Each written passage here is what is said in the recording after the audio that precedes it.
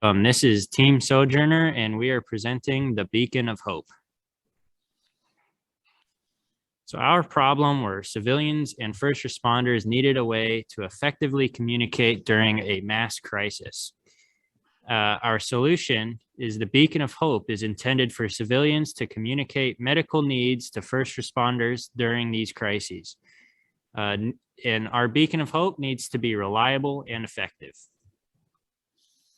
Our first problem we encountered was developing a triage system to communicate between the civilians and first responders.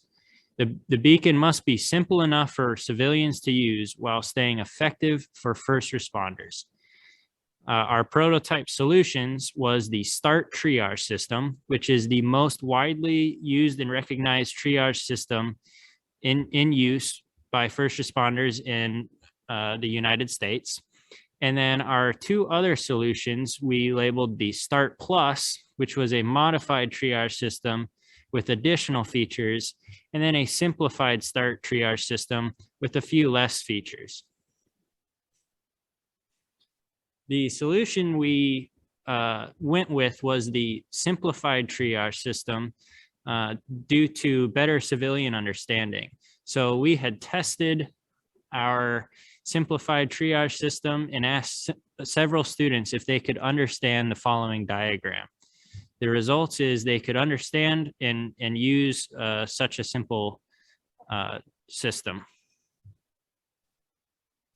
Our next problem was the beacon's brightness. The beacon must be bright enough for first responders and CERT teams to see while not interfering with air traffic control.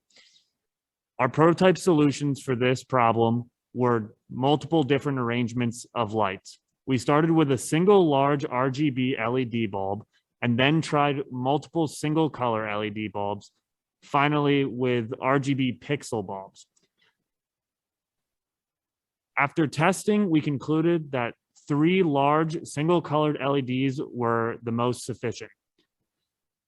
As you can see, we have each color easily seen and very bright. On the right, you can see that even from a distance, the colors are still fully visible. Here we have a video of testing at night from a distance that all of the lights are visible. First, you can see the white light, then the green light, and then the red light.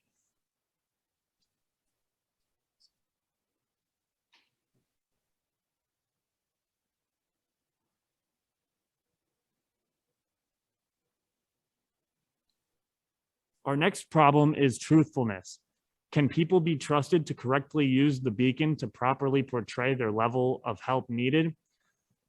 This is a tough one. Our solutions were to research and discover if people can be trusted to tell the truth, or implement some sort of way for the beacon to determine a person's needs on its own. Overall, we found it is inconclusive and there is no complete way to measure the truthfulness of people in general. However, after reading multiple studies, there are just too many variables to test this theory. For our next problem, we will be talking about durability.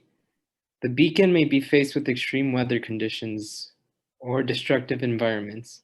The beacon will need to be sturdy enough to withstand these conditions. For our prototypes, we selected a wide variety of shapes for our beacon and materials.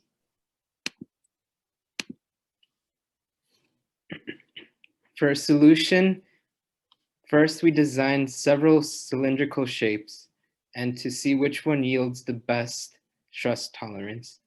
As we can see, a simple cylindrical shape yields the lowest stress tolerance. However, a wider base and a narrow neck allows for the largest stress tolerance under compressive loads. And for our material, we wanted to select something cheap yet resistant. Nylon would be the best choice as the material for the beacon. It has high strength and it's cost effective. For our next problem, we look towards first responders' needs. We want to understand what first responders need and their wants, and to argue for what design we want to go with. For our prototypes, first we designed the beacon signals around existing triage systems in place so minimal training is needed for first responders to understand the product. Talk to our contact again and to confirm the idea of the beacon usage in emergency situations, and make our product cheap and affordable so the departments are more willing to implement our device. For our solutions, we find that during mass crisis, oftentimes phone lines are disruptive and civilians cannot contact first responders when in need of help. The beacon would give civilians and first responders as a backup solution. During crisis, hurting the civilians tend to be an issue. The beacon can aid in funneling civilians into designated areas. Besides that, communication between different forces, such as police and firefighters, become much more stable and efficient. And our source for this was our contact from our fire department.